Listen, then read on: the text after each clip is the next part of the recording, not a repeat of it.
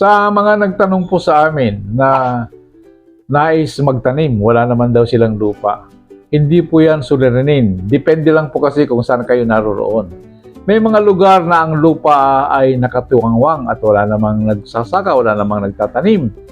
At yung mga may-ari ng lupang yan, katulad sa mga napuntahan naming lugar dito sa Rizal, sa Pampanga, sa Bulacan, sa Tarlac, pinauupahan na lang nila yung lupa.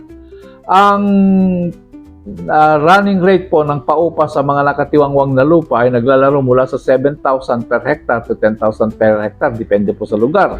Ang alam ko po sa Bataan ay ganun din ang upahan, 10,000 per hectare. Kung nais ninyong magtanim, mas mainam na mangupahan na lang po kayo kaysa bumili kayo ng lupa. Sapagkat ang lupa po ngayon ay napakamahal. Milyon-milyon na po ang per hectare ngayon. Ang tanong kailan ninyo marirecover yung ininvest ninyo sa lupa? Kaya kung merong nagpapaupa, mangupahan na lang po kayo.